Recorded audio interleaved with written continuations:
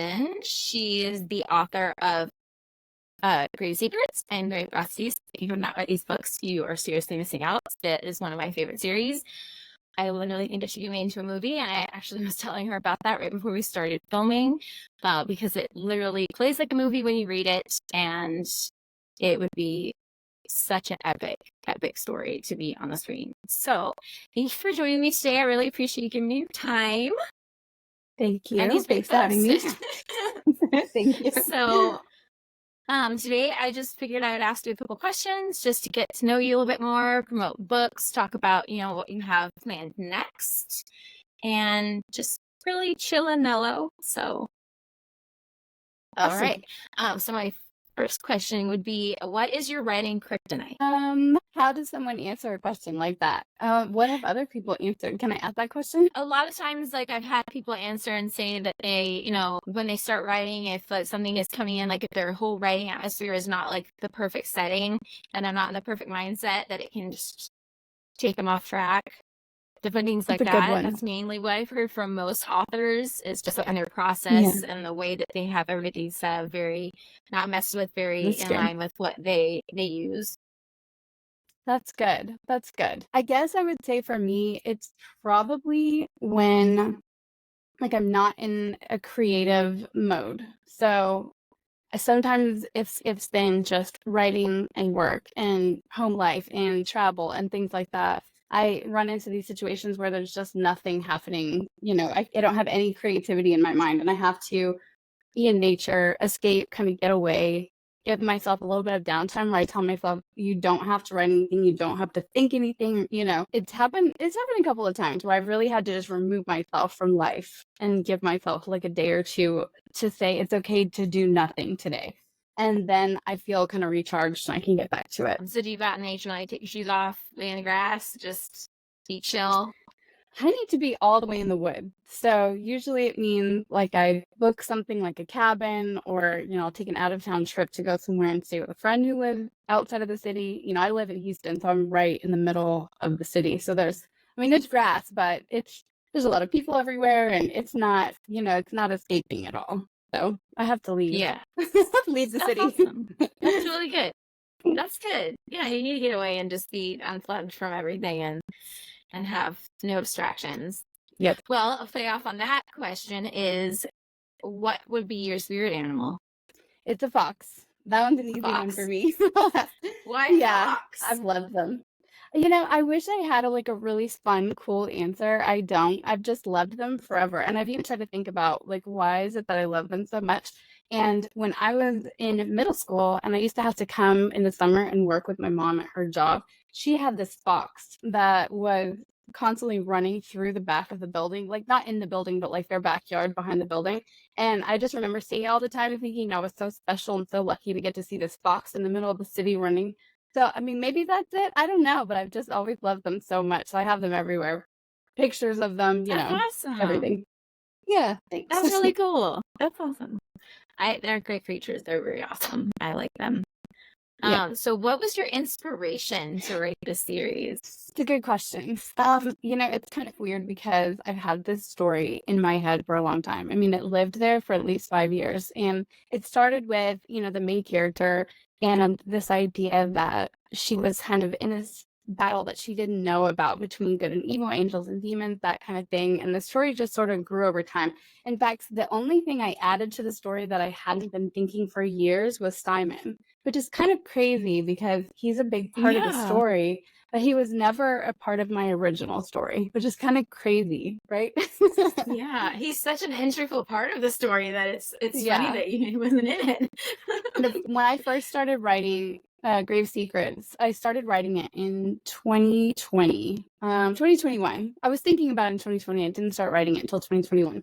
He wasn't in the story when I started it, and I was missing something, and I couldn't get through a lot of the chapters, and I couldn't really figure out why until I started writing him in, and then I suddenly realized this is what was missing from my story, and then of course it took on a whole new life.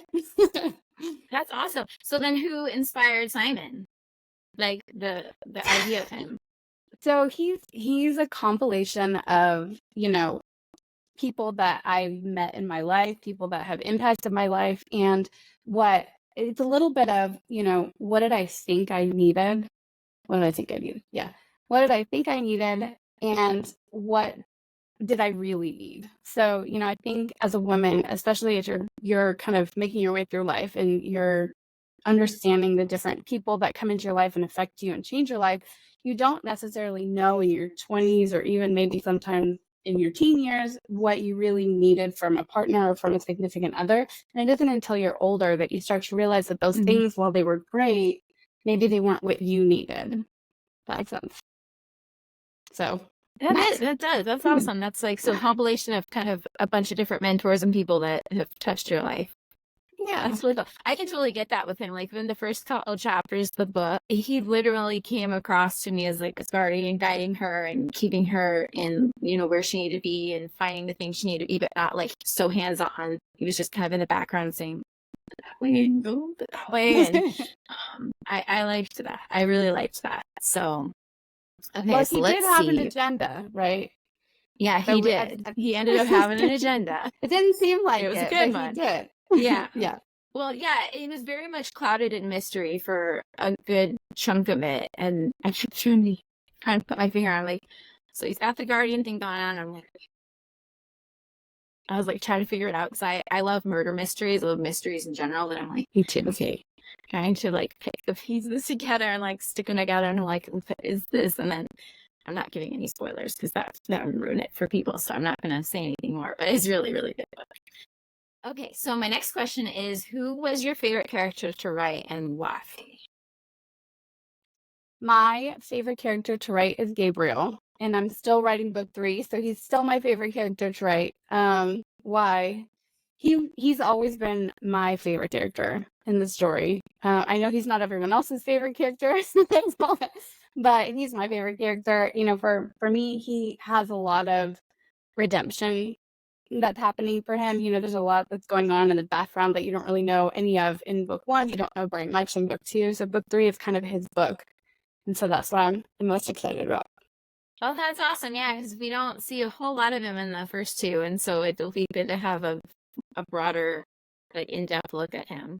I like him too, because he's having to do the hard calls and he can't be favoritism. He has to be very, like, equal and on this upper path and doing what's best for everybody, not just for the one person. So it's a hard thing to do. Yeah. It's a hard spot to be in. So which of the characters is most like you and why? Well, it's probably, Allie / Rebecca. We're giving that away, I guess. Because when I was writing that character, I was writing a little bit of, some of my journey and a little bit of how I wish I was. So I kind of wrote Rebecca a little bit tougher, a little bit more or less willing to take, people's shit. Hopefully I can say that word. Because I wish I was a little bit more like that, right? So I know for some people she comes across as a little bit catty, a little aggressive, but that's kind of how I hope to be one day, I guess. Maybe not as much as she is, but you know what I mean. You might more like stand up for yourself and not feel like that doubt, not be taken advantage of, and guilt. Yeah, that's awesome. I love Allie. She pays attention to everybody around her, but she's got that like streak of strength that comes out here and there, but you don't really see it. And then when that collides, it's really good. I love. She's I think Harry's favorite. I think I like him. I like his. I totally get, like, now that you described like who you thought of when you wrote him, he totally makes more sense to me, and like it like solidified my feelings about him because I was like, okay, that's what she meant to do with him. So that's really cool. So will the book 2 be available on Audible? I bought book 1. I read it, but then I was like, I want to listen to it. So yeah. So actually, and speaking of Audible, book 1 is actually going to be redone because I don't know which version of book 1 you have, but I redid book 1 after I published it. And so it's shorter. It took out some of the kind of unnecessary backstory that was making the story a little longer than it needed to be. So the original Audible is the original story, the longer version of it.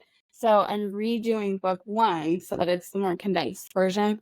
And then they're starting recording on book 2 actually this month. So it should be done end of June to middle of July.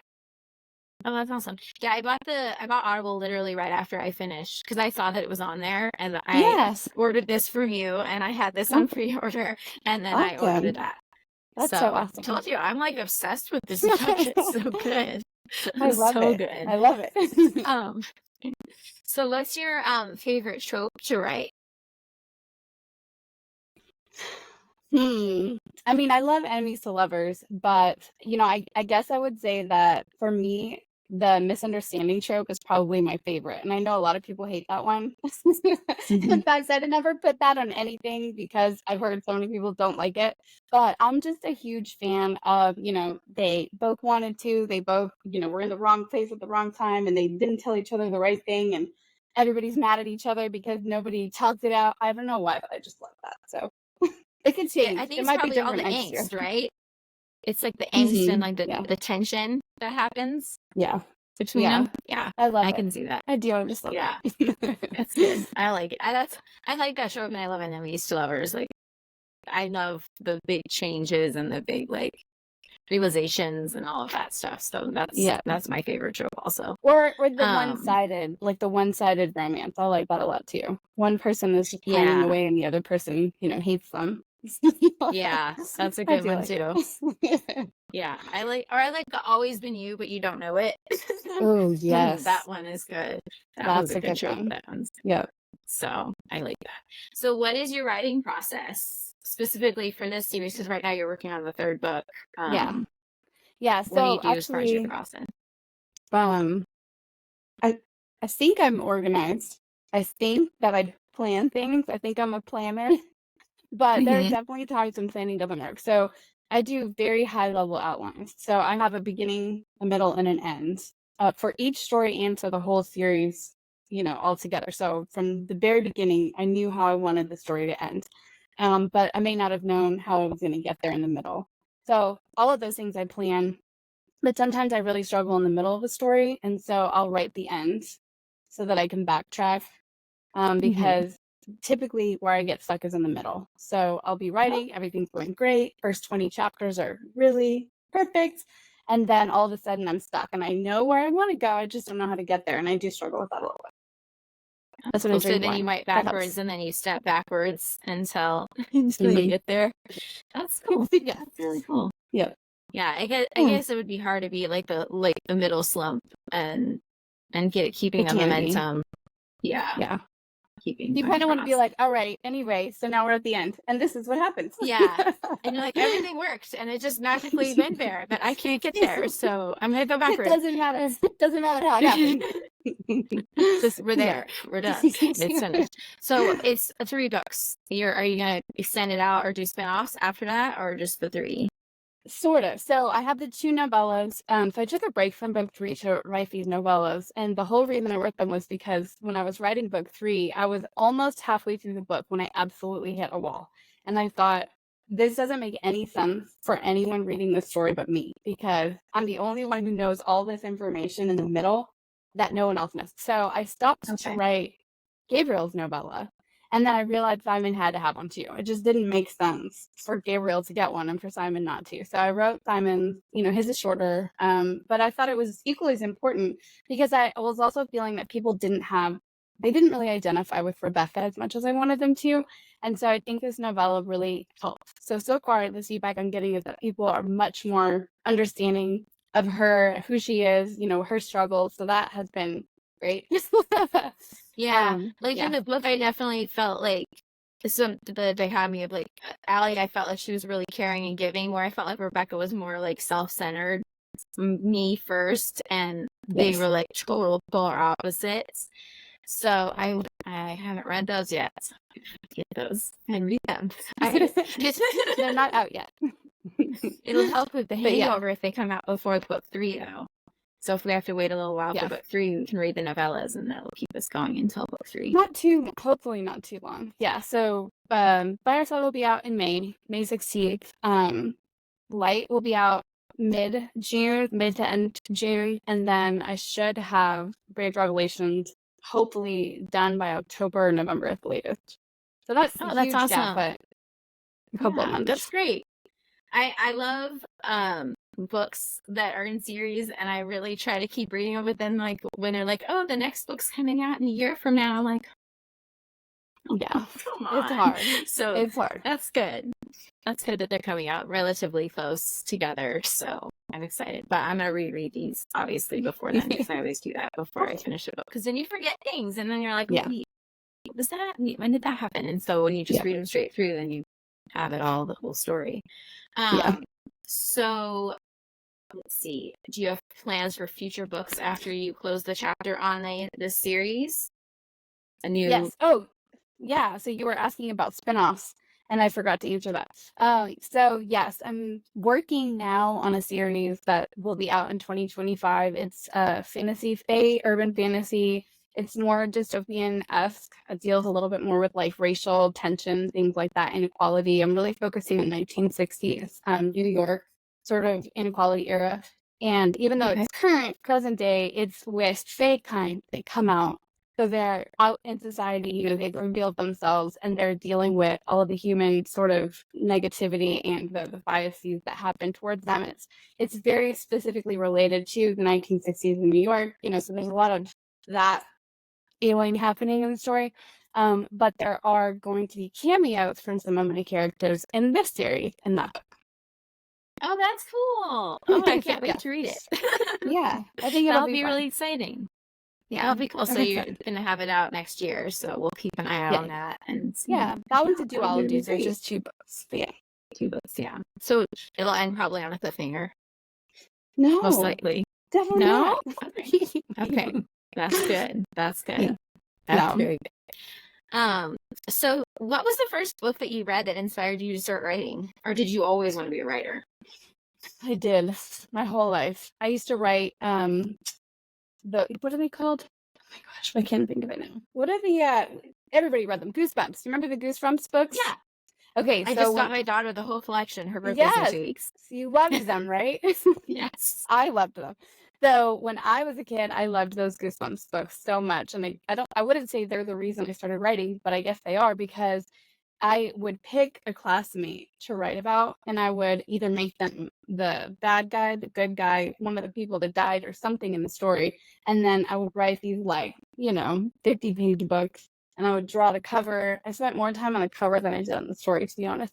And then I would give them the book, like, here you are. And it was so funny because I did it for all of middle school. And at some point, people were like, well, why haven't you written about me yet? Do you hate me? Like, what's happening? So it's kind of funny.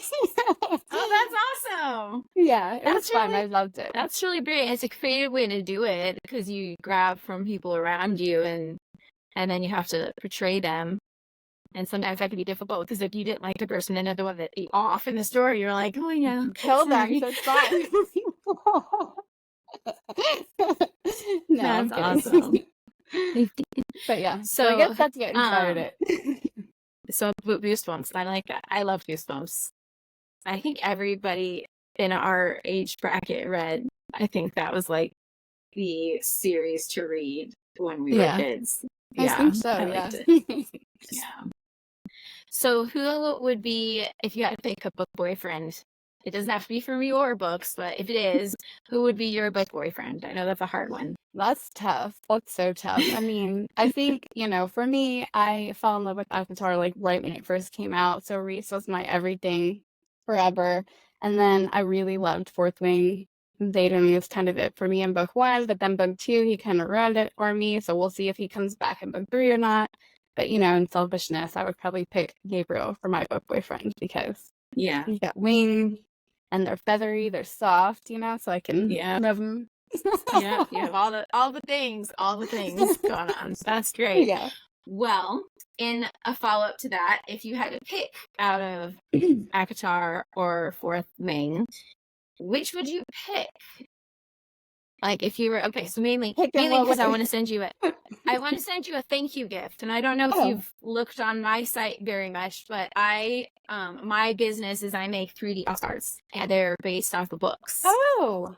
And I have I have From Blood and Ash, I have Fourth Wing, and I have ACOTAR. I have license agreements with almost 40 authors now that I'm working on making cards based off their books for their fans. So if you want to pick one of those, I'd love to send you one as a thank you for meeting with me today. That's so awesome. Gosh. I just did a reread of Fourth Wing, so maybe I would pick Fourth Wing. That's hard. Fourth Wing. It's not my always and forever, but it's my right now. All right. Well, how about after we get off, I'll send you a picture of the choices of book cards I have, and then you tell me which one you want, and I love it. Send that to you now. So perfect. Well, I am so grateful to you for meeting with me. It's been such a great time talking with you. And like I said, these books are living rent-free in my brain, like all the time. They're so good. I love it. They're so, so good. Thank you. So if you haven't read, definitely read her books and follow her for her upcoming series that will be coming out next year, and the final installment and novellas of these books that she said will be coming out. You will not be disappointed at all. They are a great novel.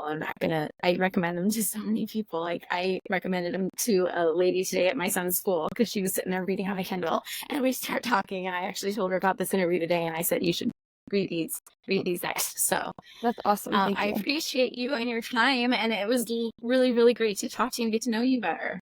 Thanks, you too. Thanks for having me. Thank you. Of course. And again, please like and subscribe, and be back here next week for another update. Until then, bye-bye for now.